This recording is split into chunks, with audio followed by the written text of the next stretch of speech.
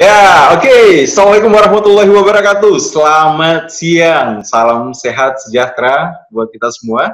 Apa kabar Bapak Ibu semua, teman-teman yang sudah hadir pada siang hari ini? Terima kasih kepada Ibu Melan dan kemudian Pak Adin ya, yang sudah membuka acara ini dengan bersemangat. Baik, nah tadi saya sudah mendengar di balik layar ada beberapa orang yang sudah memperkenalkan diri. Ya, ada yang dari Kota Mobagu, kemudian ada yang dari Garut juga, ya, ada teman saya ini Ibu Hani, ada dari Gorontalo. Baik, silakan mungkin teman-teman yang lainnya yang baru bergabung boleh tuliskan Anda dari mana di kolom chat agar kita bisa saling menyapa dan berdiskusi di dalam sesi ini gitu. Nah, ada Ibu Anit ya. Apa kabar Ibu Anit? Kemudian ada Ibu Humaidah juga. Ibu Humaidah dari mana, Bu? Boleh mungkin dituliskan di kolom chat. Ibu Linda Simbara. Dan Pak Mangara juga ada Pak Ibu Natalia. Bu Natalia, halo Ibu Natalia, apa kabar? Pak Siswanto, Pak Slamet, Pak Tisno, dan Ibu Yani. Baik, Bapak Ibu Guru, teman-teman semua, pada siang hari ini saya akan sharing dengan Anda tentang satu topik yang menarik yang seperti sudah kami tuliskan di dalam flyer kegiatan, yaitu tentang bagaimana menjadi guru yang berpengaruh di masa seperti sekarang ini, khususnya saat terjadinya pandemi. Nah, ini adalah satu topik yang menarik untuk saya bahas dan saya share dengan teman-teman semua, khususnya Bapak Ibu Guru, karena ini adalah isu yang lagi hangat-hangatnya sekarang. Kenapa saya sebut sebagai sesuatu yang lagi hangat-hangatnya sekarang? Karena ini masih menjadi sebuah perdebatan yang bisa dibilang panjang, berkaitan dengan bagaimana sih sebenarnya agar kita bisa tetap memastikan pendidikan di Indonesia berjalan dengan baik, meski selama masa pandemi. Dan kita mungkin kalau sebagai guru sangat merasakan bagaimana kondisinya yang betul-betul wow, luar biasa ya. Nah, oke, ada Pak Mangara. Perkenalkan, saya Mangara dari Jakarta, pembelajar yang tak kenal lelah ya, luar biasa. Terima kasih Pak Mangara setia ya untuk mengikuti kelas-kelas kami. Kemudian ada Ibu Humaidah dari Jember. Ya, luar biasa. Nah, jadi Bapak Ibu semua, sebagian besar mungkin di antara para attendee di sini adalah guru. Karena memang seminar ini kita khususkan buat guru. Namun, jika Anda bukan guru, tidak masalah. Ini akan menjadi sesuatu yang juga bermanfaat untuk diketahui bersama. Nah, belajar dari rumah itu adalah sebuah hal yang akhirnya menjadi sebuah kenormalan baru sekarang. Yang harus dijalani oleh kita sebagai guru, oleh anak-anak kita yang menjadi siswa dari guru-gurunya. Apa yang menarik dari satu situasi ini? Nah, sebagai guru, kita tentunya merasa bahwa kita harus mengajar dari rumah, ada challenge besar yang harus kita hadapi. Ya, akan sangat-sangat berbeda rasanya. Kalau selama ini mungkin ketika kita ngajar langsung di kelas, ya tidak ada masalah gitu. Kita dengan pengalaman yang sudah kita miliki bertahun-tahun, ya kita bisa saja itu. Hanya bermodalkan spidol dan beberapa buku ataupun alat peraga, kita sudah bisa melenggang ke kelas dan kemudian mengajar anak.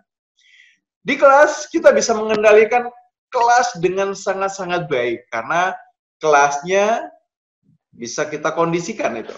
Siswa bisa kita atur, hanya akan ada di depan atau ada di dalam kelas, dan kemudian lingkungan sekitarnya pun betul-betul terjaga dengan baik, sehingga sangat minim adanya gangguan. Nah, itu dulu terjadi ketika sebelum pandemi. Tapi kalau yang terjadi sekarang, ya kita bisa rasakan ya, Bapak Ibu Guru ya, bagaimana situasinya berubah total gitu. Kita tidak bisa lagi kemudian mengajar anak di kelas, kita harus mengajar anak-anak itu dari sekolah ataupun dari rumah kita, dan anak-anak belajar dari rumahnya masing-masing. Nah, kita harus menerapkan proses pembelajaran secara daring ya, secara online. Nah, sekarang yang jadi masalah adalah seperti ini ya, teman-teman semua. Bapak Ibu Guru, ternyata mengajar secara online itu challenge-nya sangat-sangat besar gitu. Sangat-sangat berbeda total dengan ketika kita mengajar secara offline. Tadi sudah disampaikan ya, oleh Pak Adin bagaimana dilemanya gitu ketika kita sebagai guru mengajar dari anak dari rumah. Ada hal-hal yang bisa dibilang ya cukup banyak mengganggu kita untuk bisa mengeksplor apa yang kemudian ingin kita lakukan di kelas. Nah, beberapa di antaranya seperti ini. Ya, kita merasa kesulitan bagaimana mempertahankan fokus anak, konsentrasi anak. Anak mungkin bisa kita hadirkan tepat di depan kita, berhadapan layar dengan kita, maksimal 2-5 menit. Tapi setelah 5 menit, rasa-rasanya anak bisa saja menghilang. Atau ketika misalnya Bapak Ibu guru pernah mungkin saat mengajar, Anda merasa bahwa kok kayaknya anak ini nggak respect ya sama gurunya. Kenapa? Karena ketika dia belajar, dia belajarnya sambil apa? Sambil makan misalnya. Dia belajar sambil tiduran. Dia belajar sambil apa? Sambil main, sambil kesana kemari. Dan itu adalah realita yang terjadi yang kita butuh menyikapinya dengan bijak, dan ini yang kemudian akan menjadi topik kita untuk kita bahas bersama-sama. Nah, kalau kita gali, kenapa sih situasinya seperti itu? Karena memang secara psikologi, saat kita mengajar langsung dan kita mengajar secara online, itu beda, sangat-sangat beda gitu. Nah, walaupun misalnya, oke, kita sedang bertatap layar seperti ini, rasa-rasanya oke, saya berhadapan dengan Bapak Ibu, tidak jauh, hanya kurang lebih jarak antara 1 meter, ya, atau 1,5 meter, kita berhadapan, tapi tetap secara psikologi, rasanya sangat jauh, ya. Ketika saya berada di ruangan ini, di studio ini, ya, saya menyadari bahwa saya sendiri, dan orang-orang yang sedang berkomunikasi dengan saya itu berada jauh di tempat yang lain. Maka itu juga yang anak-anak rasakan. Ya, anak-anak ketika belajar secara online tidak merasakan kehadiran guru di ruangan, sehingga membuat mereka merasa bahwa oke, apa yang kemudian harus dikhawatirkan. Kalau misalnya selama ini si anak senantiasa merasa khawatir kalau didekati guru, kalau ditanyai guru, ataupun kalau guru menyapa, sekedar menyapa dan sebagainya. Nah, jadi secara psikologis ada perasaan jauh. Kemudian yang juga punya impact besar pada bagaimana membuat anak kemudian akhirnya kalau kita bisa bilang ya, kurang respect, kurang fokus, kurang konsentrasi di dalam belajar adalah karena anak ketika belajar secara online, mereka belajar di ruangan yang tidak terkendali. Ya. Di area yang tidak terkendali, tidak terkondisikan. Anak bisa jadi ketika belajar dari rumah, dia belajar di ruang tamu, di mana mungkin dia berhadapan dengan laptop ataupun gadget untuk belajar, namun di samping laptop ataupun handphone itu ada TV-nya, ada PlayStation-nya. Yang itu bisa saja saat kita mengajar, anak kemudian fokusnya teralihkan, tergoda untuk nontonkah, bermainkah, dan sebagainya. Atau lingkungan belajarnya tidak sama seperti di kelas, misalnya sudah dikondisikan, anak duduk dengan rapi di meja, di hadapannya, ada meja di hadapannya, tapi karena di rumah, anak bisa jadi apa? Belajarnya duduk di sofa. Ketika mungkin dia capek, merasa lelah, kakinya diangkat. Ketika dia mulai merasa bosan, bisa jadi dia belajarnya sambil selonjoran. Dan itu bikin masalah. Itu bikin akhirnya kita kok kayaknya merasa tidak bisa punya impact pada anak itu. Dan berbagai macam hal lainnya. Nah, inilah yang kemudian jadi isu utama kita, bahwa bagaimana kita sebagai guru penting untuk menyadari hal ini. Kalaulah kemudian anak belajar dengan cara-cara yang kita sebut tadi, kurang etis, kurang fokus, kurang bersemangat, nah kita butuh menggali apa yang bisa kita lakukan. Bapak Ibu guru yang saya hormati, yang saya banggakan pada siang hari ini, yang bersemangat untuk terus belajar. Nah, guru-guru sekarang bisa dibilang mulai kehilangan pengaruh terhadap anak. Ya, kita kehilangan pengaruh terhadap siswa-siswa kita. Karena ada perantara tadi itu, teknologi ataupun teknologi tadi. Dan penting untuk kita sadari hal itu dan segera lakukan penyesuaian, lakukan adaptasi untuk agarnya bagaimana kita bisa kembali mengambil peran kita sebagai guru. Nah, dalam sebuah proses belajar, kita menyampaikan materi, kita menyampaikan ilmu, kita memberi tugas-tugas. Maka sebenarnya itu semua adalah bentuk komunikasi yang kita lakukan. Jadi, kalau kita bahas ya, influence ya.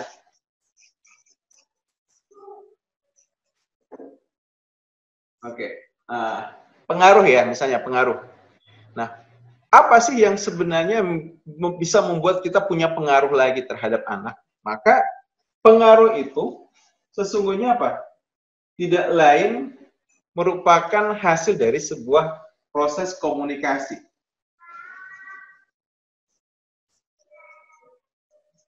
Ya, communication. Ya, jadi kalau kita mau mempengaruhi orang lain, maka tidak ada cara lain selain kita yang harus berkomunikasi dengan orang tersebut. Tidak ada pengaruh tanpa adanya komunikasi. Kalau ada komunikasi, biasanya akan ada pengaruh. Tapi kita akan bahas dulu. Ternyata, walaupun kita berkomunikasi dengan seseorang, maka komunikasi ini itu bisa bermacam-macam. Dan apa jenis komunikasi yang kita lakukan ternyata mempengaruhi seberapa besar pengaruh yang bisa kita ciptakan pada orang tersebut, seberapa besar dampak yang bisa kita hasilkan pada orang tersebut. Nah, saya ingin teman-teman semua terlibat ya. Ketika kita berkomunikasi dengan siswa, kita mengajar siswa, maka komunikasi yang kita lakukan itu punya tujuan apa? Boleh mungkin bantu di chat? Saat Bapak Ibu Guru berkomunikasi dengan siswa, maka tujuan dari komunikasi Bapak Ibu Guru itu adalah untuk apa? Ya, silakan manfaatkan kolom chat ya. Nah, dalam proses belajar, khususnya seperti online saat ini ya, interaksi itu sangat penting Bapak Ibu semua. Jadi, tips yang mungkin, oke, boleh saya share di awal, kalau kita ingin bagaimana bisa membuat siswa kita antusias belajar, ataupun misalnya mereka senantiasa bisa fokus dengan apa yang kita sampaikan, maka ajak mereka berinteraksi. Kalau Bapak Ibu Guru menggunakan Zoom, maka ajak siswanya untuk memanfaatkan kolom chat itu, untuk berikan mereka pertanyaan dan kemudian minta mereka menjawab pertanyaan tersebut melalui kolom chat. Nah, sekarang kita kembali ini ke pertanyaan itu. Ketika Bapak Ibu Guru menyampaikan sebuah materi ya, tujuannya apa? Oke, untuk mencapai yang ingin kita capai ya. Oke. Nah, jadi ada yang lainnya boleh silakan ya dituliskan. Nah, saya gambarkan dulu.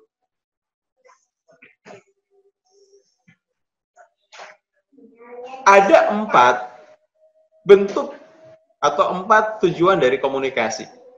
Saat kita berbicara di hadapan banyak orang, maka ketika kita bicara, bisa jadi tujuan itu ada yang pertama, untuk sekedar menyampaikan sebuah informasi, ya, gitu ya. Ketika misalnya, menyampaikan sebuah informasi, ada kita berkomunikasi dengan orang lain, tujuannya adalah untuk apa? Memberikan sebuah perintah. Nah, ya, jadi memberikan informasi ataupun perintah. Nah, biasanya kita sebagai guru, yang kita lakukan di kelas, itu tidak jauh-jauh dari sini tuh. Kita mengajar itu adalah kita memberikan informasi kepada siswa. Apa yang kita tahu, agar kemudian juga mereka tahu. Apa yang kita bisa untuk kemudian mereka lakukan sehingga mereka bisa. Dengan kita perintahkan mereka melakukan ini. Ya, ada tanggapan dari Bu Hani. Tujuan komunikasi guru dengan siswa adalah mentransfer ilmu dari guru kepada siswa. Nah, kalau judulnya mentransfer ilmu berarti apa? Masuk di mana nih? Memberikan informasi atau memberikan perintah? Informasi ya. Ya, jadi ketika guru misalnya ada materi yang dijelaskan ke siswa, artinya apa? Itu ada sesuatu yang diinformasikan ke siswa.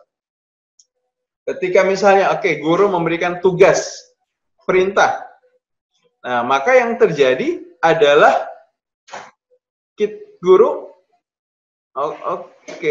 nah guru memberikan perintah, kepada siswa, sehingga ini yang terjadi. Nah, sadarkah kita Bapak Ibu semua, ternyata dua tujuan komunikasi ini itu punya impact yang kurang optimal dalam sebuah proses pembelajaran. Nah, saya lengkapi dulu ya. Jadi, ada komunikasi yang tujuannya untuk memberikan informasi, ada komunikasi yang tujuannya untuk memberikan perintah, tapi ada juga bentuk komunikasi yang tujuannya apa? Sebagai hiburan. Ya. Ya, contoh komunikasi yang ditujukan untuk menghibur apa? Ketika misalnya kita menonton apa ya? Stand up comedy ya, stand up comedy, kita menonton lawak, orang yang kemudian melakukan humor. Nah, itu bentuk komunikasi yang tujuannya adalah untuk hiburan. Atau orang menyanyi, itu juga bentuk hiburan. Dan yang keempat, ada komunikasi yang punya tujuan adalah untuk memberikan inspirasi. Ya, inspirasi. Nah, kalau Bapak Ibu perhatikan di gambar ini, kita sebagai guru seringkali hanya fokus melakukan dua ini. Padahal dua ini itu ternyata punya dampak yang bisa dibilang apa ya? Kurang optimal di dalam sebuah proses belajar. Albert Einstein bilang, belajar itu adalah pengalaman. Ya. Sebuah proses belajar itu adalah proses memiliki sebuah pengalaman. Selain itu, hanyalah informasi. Nah, sehingga apa? Ketika kita mengajar hanya fokus memberikan informasi dan perintah, maka kita tidak memberikan pengalaman kepada seseorang. Pengalaman itu apa sih? Sesuatu yang membuat kita ingat, terkenang, karena apa? Ada unsur emosi. Nah, kalau Bapak Ibu perhatikan bagian ini ya. Nah, secara vertikal, semakin ke atas, maka bentuk komunikasinya adalah komunikasi yang punya hubungan emosional tinggi, yang akan bisa menghasilkan apa? Hubungan emosional tinggi.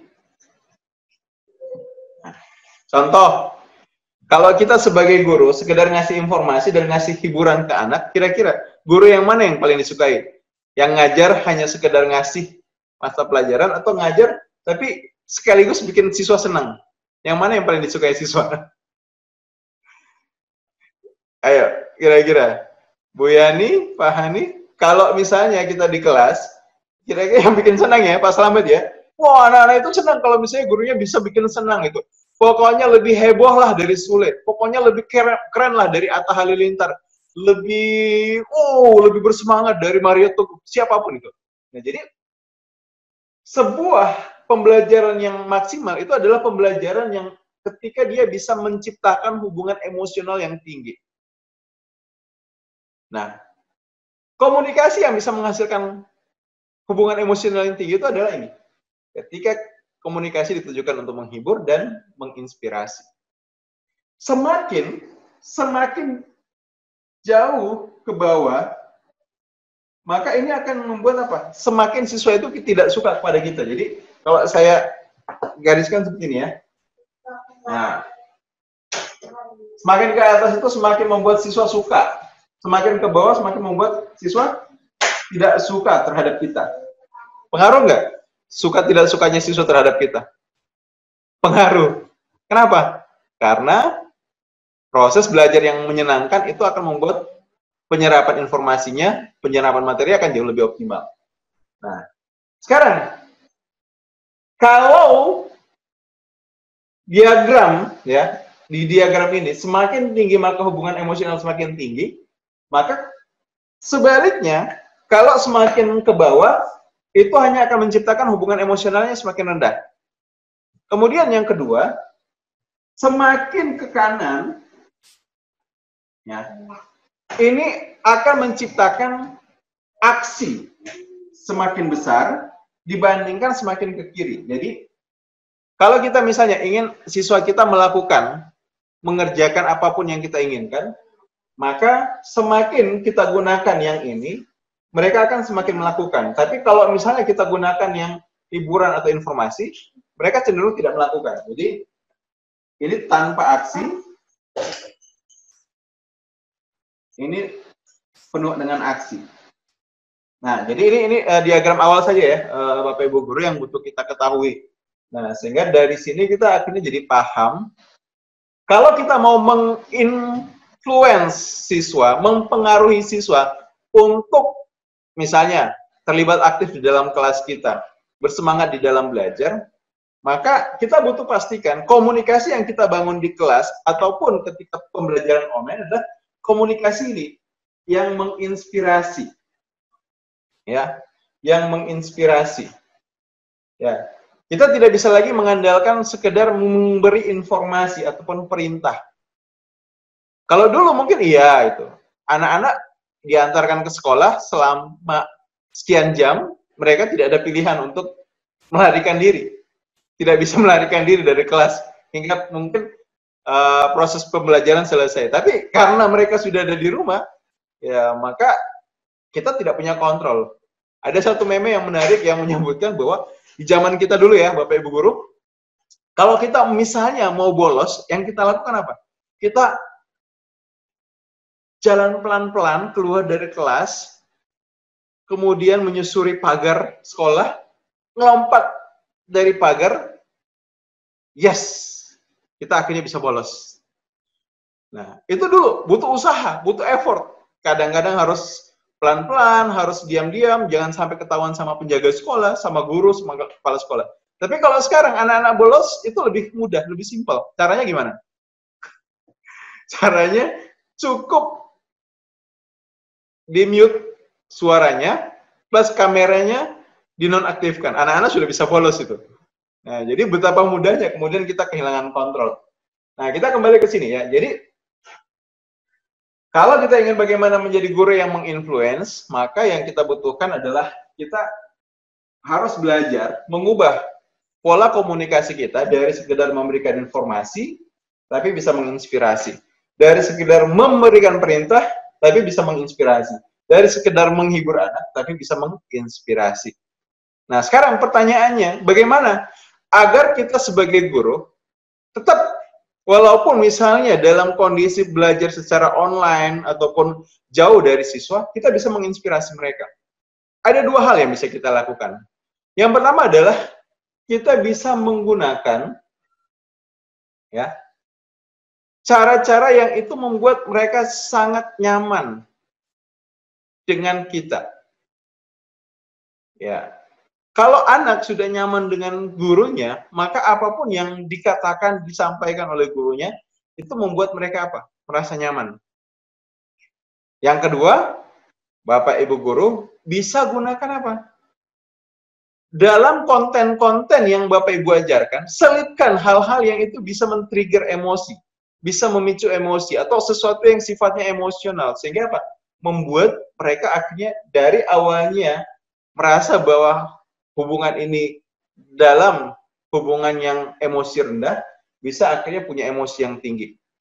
Nah, ini konsep dasarnya. Sekarang kita bahas.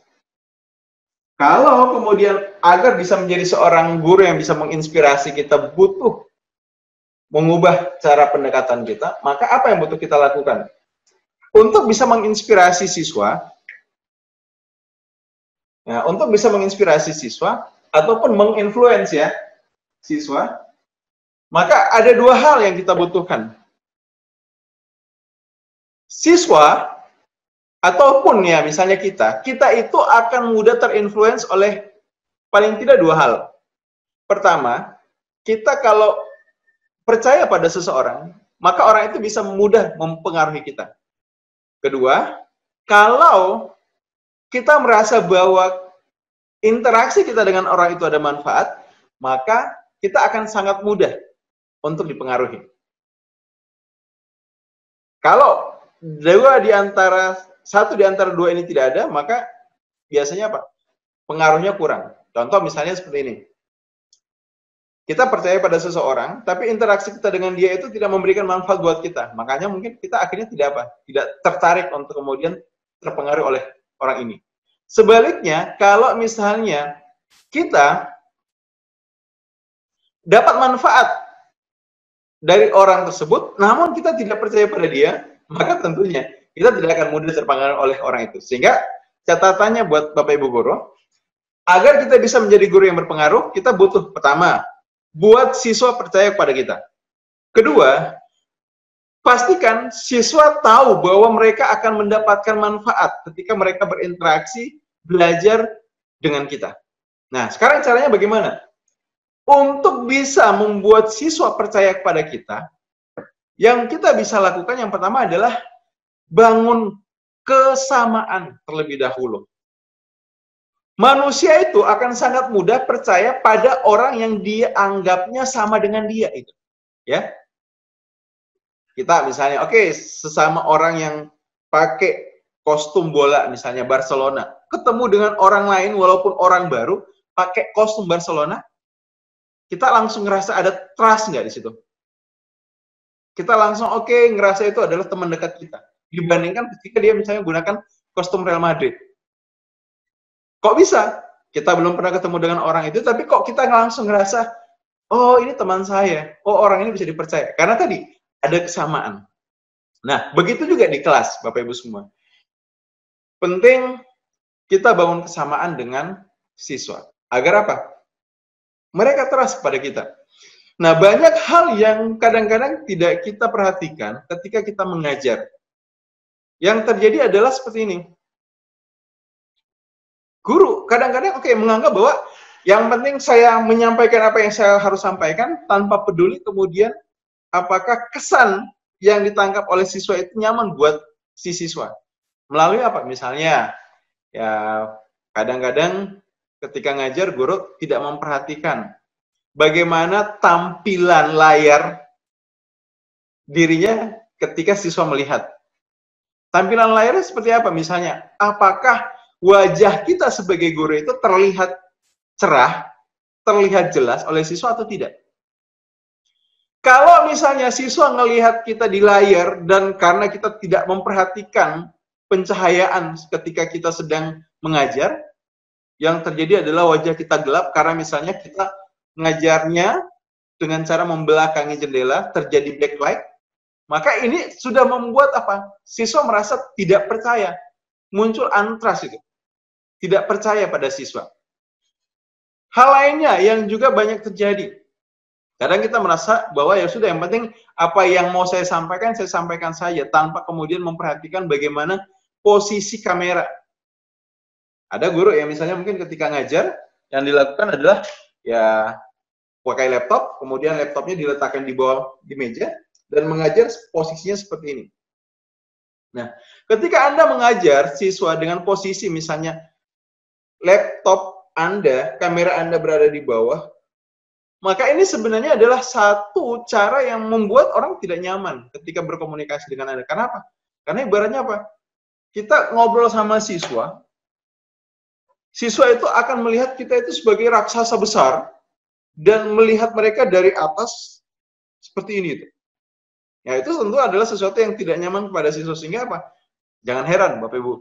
Kalau misalnya kemudian siswa memilih mematikan layarnya, ataupun merasa tidak nyaman ketika misalnya bertatap layar dengan gurunya. Ya, jadi, pastikan kalau misalnya Bapak Ibu guru ngajar, ya posisikan kamera itu sejajar dengan apa? Mata Bapak Ibu. Sehingga siswa merasa bahwa ketika dia belajar dengan guru, dia sedang tatapan langsung, hadap-hadapan. Ya, sama seperti misalnya kita lagi ngobrol sama anak kita sendiri. Kita pengen bagaimana membangun kedekatan. Kita diajarkan ya oleh orang tua kita. Ajak anak kita berbicara dengan cara apa? Bicaralah sejajar dengan tingginya. Kalau anak kita kecil, maka kita berdirilah dengan lutut. Sehingga apa?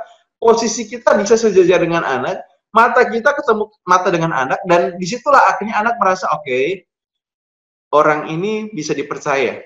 Saya nyaman dengan orang ini. Nah, itu yang penting juga butuh kita lakukan. Ya, jadi kalau dari segi kamera, pastikan Bapak Ibu semua sejajar. Ya, mata dengan mata. Jangan letakkan kamera di bawah, jangan letakkan kamera di atas. Hal lainnya yang kadang-kadang guru tidak perhatikan adalah Kadang guru merasa ketika menjelaskan kepada siswa, sambil melihat layar dan kemudian menjelaskan pada siswa. Melihat satu persatu siswanya di layar, sedemikian beberapa siswa, dan seterusnya menjelaskan. Nah, kita kadang-kadang tidak merasa, Bapak Ibu. Ketika kita melihat wajah siswa kita di layar, maka yang terjadi, siswa kita akan melihat wajah kita, bukan sedang melihat dia, tapi sedang apa? Melihat ke bawah. Ya, bisa dibayangkan? Contoh begini ya, misalnya. Oke, saya sekarang sedang, istilahnya ya, sedang mengajar, dan kemudian sedang, anggap saja di layar saya itu ada Ibu Hani, ada Ibu Humaida. Saya sedang melihat satu persatu, Ibu Hani, Ibu Humaida, Ibu Linda, Pak Mangara, Bu Natalia, Pak Siswanto misalnya, Pak Selamat, Pak Bu Sumarni, Bu Yani. Ya. Kesannya di saya, wah, saya memperhatikan, saya membangun kontak mata dengan siswa saya. Sehingga apa? Membuat mereka tahu bahwa saya memperhatikan mereka. Tapi yang terjadi kalau saya gunakan cara ini, Bapak Ibu perhatikan, mata saya terlihat di layar Bapak Ibu sedang melihat kemana? Apakah ke Bapak Ibu? Tentu tidak. Saya melihat ke bawah. Dan inilah kemudian akhirnya apa?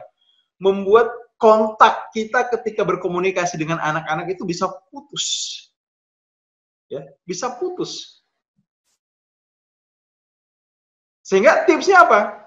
Bapak Ibu ketika Bapak Ibu menjelaskan, apapun yang Bapak Ibu jelaskan, lihat ke lensa kamera, handphone ataupun laptop. Bayangkan lensa kamera laptop ataupun handphone kita itu adalah mata anak kita. Tatap langsung ke lensa, sehingga apa? Itu akan memberikan kesan ketika muncul di layar anak, oh, Bapak guru ini, Ibu guru ini sedang melihat saya langsung. Sehingga apa? Mereka merasa, oke, saya sedang diperhatikan nih. Saya sedang dilihat langsung. Sehingga apa? Nggak enak nih kalau saya kemudian tidak memperhatikan langsung. Nah, Bapak Ibu bisa membayangkan ketika di kelas, efek dari tatapan mata seorang guru itu begitu besar ya, untuk mengendalikan kelas. Ketika kita menatap siswa, oh siswa langsung diam, langsung menurut. Misalnya ada siswa yang dia aktif sana kemari, kita tuh cukup menatap saja, maka siswa itu akan paham itu apa yang kita maksudkan. Nah, tapi kalau misalnya tatapan itu tidak terjadi, ya akhirnya apa? Kita akan lost, ya. Kita akan lost perhatian dari siswa. Nah, apalagi misalnya yang terjadi itu, selain kita lost, di sini. Nah kita akan lost. Sudah masuk sesi tanya jawab ya? Boleh, silakan. Jadi seperti itu ya. Mungkin saya beri pengantar dulu singkat ya. Jadi Bapak Ibu guru, untuk kemudian menginfluence siswa, kita butuh dua hal. Kita harus ciptakan rasa percaya. Nah, rasa percaya ini harus kita ciptakan melalui membangun kesamaan. Pertama secara fisikal ya. Tadi baru sedikit tentang hal fisik yang butuh kita lakukan. Ya, dari bagaimana menyamakan fisik secara daring. Nah, kemudian yang kedua kita butuh menyamakan secara pikiran, secara perasaan. Nah, setelah itu kita butuh bagaimana menciptakan interaksi di kelas dengan memunculkan apa benefit-benefit yang akan diperoleh oleh anak ketika mereka belajar bersama kita. Nah, itu pengantar singkat saja. Boleh kita masuk ke sesi tanya jawab.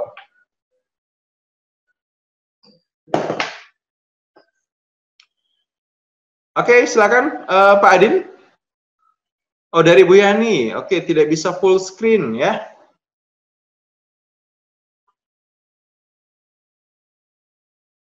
Pak Mangara. Oke, build of trust ya, bangun kesamaan. Betul sekali Pak Mangara ya. Jadi anak itu kalau dia ngerasa bahwa kita misalnya dekat dengan dia, maka itu akan muncul trust itu. Silakan Pak Adin. Bagi Bapak Ibu yang mungkin ingin bertanya, bisa raise hand ya. Raise hand, ataupun misalnya mungkin chat, nanti akan dibukakan kesempatan untuk Bapak Ibu bertanya. Iya. Boleh juga misalnya ketika ingin bertanya bisa langsung di kolom chat. Sambil coba saya lihat ada pertanyaan apa yang masuk. Iya, silahkan Bapak Ibu yang ingin bertanya pada Coach Ronald, silahkan raise hand-nya, bisa menggunakan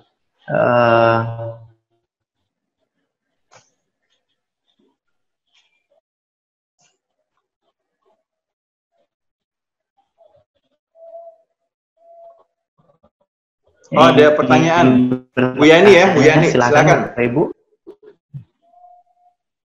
Oke. Kita baca pertanyaan dari Pak Adin, ada Bu Yani yang raise hand? Boleh silakan untuk bertanya. Ya. Silakan Ya, Bu ya. Yani.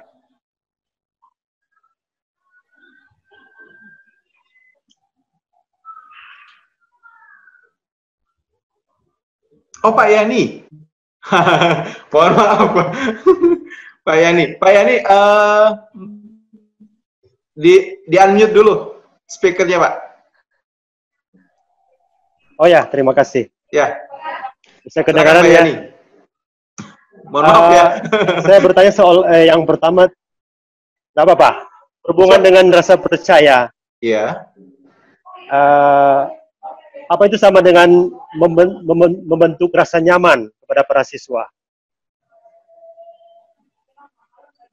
Iya, Pak. Yang pertama kan kita dibutuhkan untuk membangun rasa percaya kepada para siswa. Apa itu sama dengan membangun rasa nyaman? Iya, Pak Yani. Ada pertanyaan lagi, Pak, atau sudah saya bisa jawab? Sudah, itu saja. Sudah ya, itu saja ya. Baik, terima kasih Pak Yani ya. Nah, jadi yang dimaksudkan tadi adalah bagaimana membangun kesamaan itu adalah menimbulkan rasa nyaman. Contohnya begini misalnya, Pak Yani dalam satu perjalanan, misalnya mungkin dapat trip ke luar negeri lah, ke Australia itu. Nah, Australia anggaplah Pak Yani pergi ke satu tempat yang sangat indah. Walaupun lokasinya itu sangat cantik, sangat indah, karena itu adalah tempat baru bagi Pak Yani, maka secara otomatis bawah sadar kita akan muncul rasa was-was, rasa khawatir. Nah, hingga kemudian ketika kita lagi jalan, tiba-tiba Pak Yani mendengar sekilas, kok kayaknya di pojok sana itu ada orang yang lagi ngobrol. Dan ketika kita dengar lebih teliti lagi, ternyata dia ngobrolnya pakai apa? Pakai bahasa Indonesia. Bayang Pak Yani, kita lagi di negeri asing, tiba-tiba kemudian kita merasa, kok ada orang yang ngobrol dengan kita, ada orang ngobrol tapi menggunakan bahasa kita. Maka itu akan kemudian langsung memicu perasaan, oh orang ini ada kesamaan dengan kita. Dan yang terjadi apa? Kita lebih cepat untuk memunculkan rasa nyaman. Nah, yang Pak Yani maksudkan sangat betul sekali. Salah satu cara bagaimana kita butuh untuk kemudian membuat siswa percaya kepada kita adalah kita munculkan rasa nyaman pada diri dia, bahwa kita di sini tidak hanya sekedar menjadi guru, tapi bisa menjadi teman, bisa menjadi sahabat. Nah, kalau kita lihat ini di sini, proses pembelajaran, proses pengajaran, kalau sekedar memberikan informasi itu dia termasuk metode yang dampaknya untuk menimbulkan rasa nyaman sangat-sangat rendah. Begitu juga dengan perintah. Siapa sih yang kemudian merasa nyaman ketika diperintah, disuruh-suruh? Ya, bisa dibilang ya tidak ada orang yang nyaman ketika diperintah disuruh. Ataupun misalnya diinformasikan, diajarin terus. Semakin banyak kita informasikan, semakin banyak kita diperintah, semakin anak-anak kita tidak suka, semakin tidak nyaman. Tapi sebaliknya, ketika mulai kita kita combine. Kita informasikan tapi sambil menghibur. Kita kasih perintah tapi sambil memberikan inspirasi, maka mereka akhirnya apa?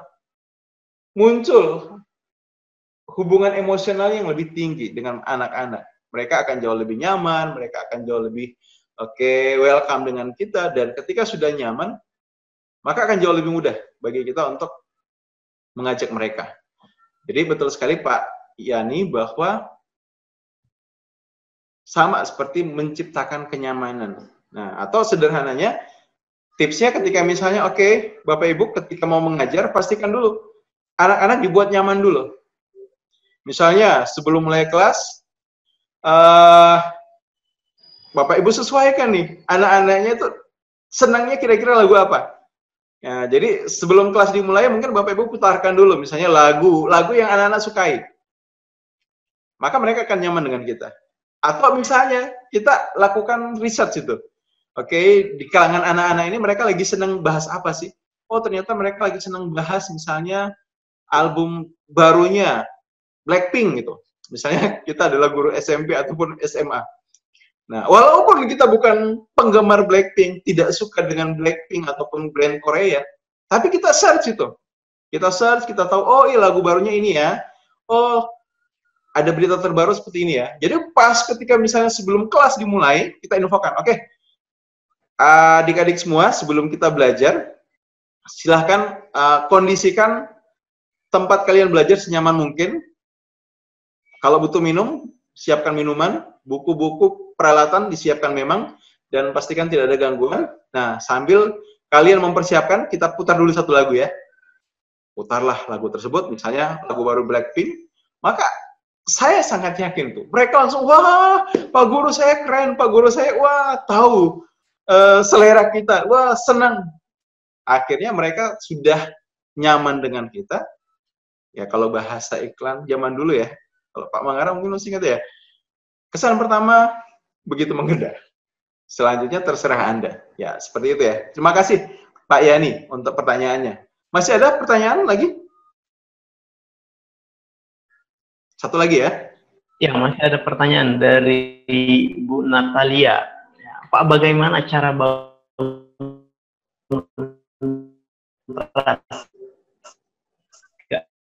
anak-anak? Pak Adin, suaranya putus-putus Pak Adin, bisa diulangi? Oke, ya, jadi ada pertanyaan dari Ibu Natalia. Ya. Bagaimana cara bangun the track untuk menyelesaikan bahan ajar? Oke, suaranya kurang terdengar jelas. Bagaimana apa? Ada di kolom chat ya? Ke anak-anak. Ya? Ada di ini, di Q&A. Ya.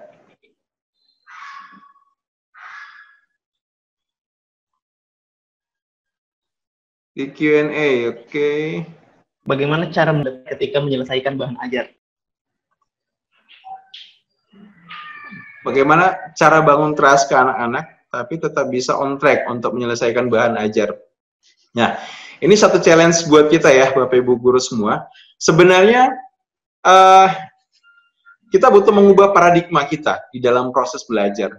Nah, dengan penerapan sistem online, kalau bisa dibilang, menurut saya pribadi ya, ini justru lebih mudah. Lebih mudah proses pembelajarannya dibandingkan dengan kemudian secara offline. Kenapa? Karena kita bisa memanfaatkan teknologi secara optimal. Contoh begini misalnya, Bu Natalia kan ngajar secara online, secara otomatis anak-anak berada dalam sedang menggunakan gadget, sedang terkoneksi dengan internet.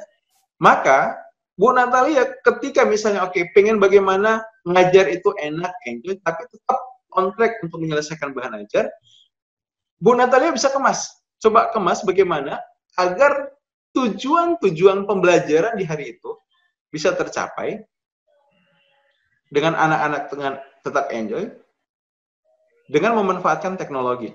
Jadi, kita ubah paradigma bahwa menyelesaikan bahan ajar itu adalah dengan menjelaskan dari awal sampai akhir, itu adalah sesuatu yang sudah tidak relevan lagi saat ini. Tapi menyelesaikan bahan ajar dengan kemudian memastikan poin-poin apa yang harus dicapai oleh anak dalam belajar pada hari itu, terserah dengan bagaimanapun caranya, maka itu paradigma yang harus kita bangun. Contoh begini misalnya, Bapak, Bu Natalia punya target, anak-anak harus menguasai A, B, C, D, E misalnya, hari ini. Gitu. Pertama misalnya mungkin definisi, kemudian jenis-jenis, kemudian mendiskusikan penerapannya, apapun itu misalnya. Nah, kalau secara konvensional biasanya apa? Kita sebagai guru, oke, kita buka kelas, kemudian kita ajarkan anak. Atau kita misalnya mungkin ciptakan slide, kemudian kita jelaskan ke anak-anak. Dari mulai mata pelajaran sampai selesai. Nah, itu cara dulu. Tapi cara sekarang akan lebih menarik. Ibu Natalia bisa misalnya minta, oke, anak-anak, oke, setelah mereka trust, bangun kepercayaan, nah, kita mulai ya sesi belajar kita hari ini. Ibu akan challenge kalian. Siapa yang paling cepat bisa menjelaskan apa itu misalnya apa yang sedang Ibu ajarkan. Jadi ini dalam hal definisi. Ibu kasih waktu kalian 2 menit. Ya. Terserah kalian mau googling, mau buka buku. Ibu kasih waktu kalian 2 menit. Setelah 2 menit, kalian satu persatu boleh cerita. Apa hasil yang kalian peroleh dari proses eksplorasi kalian. Nah, setelah itu misalnya oke, anak-anak akhirnya Ibu bikin mereka mungkin cari di internet, kemudian pelajari sendiri, baca sendiri, dan sebagainya. Setelah itu, ya tinggal diskusi. Maka, tujuan pembelajarannya Ibu tercapai tanpa Ibu harus mengajar, menyampaikan langsung. Tapi anak-anak yang belajar secara aktif. Nah, kalau misalnya mungkin ke anak-anak SD bagaimana? Ya, Ibu cari aktivitas apa yang itu ketika mereka lakukan, maka secara tidak langsung mereka pun sudah menuntaskan ataupun mendapatkan inti dari pembelajaran. Ya, seperti itu. Ya, semoga bisa membantu untuk jawabannya. Terima kasih Pak Adin.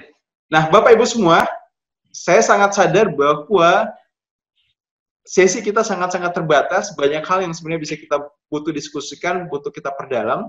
Dan saya sangat senang, sangat bahagia, kita mungkin akan bisa lanjutkan sesi ini di kesempatan-kesempatan yang lain. Terima kasih.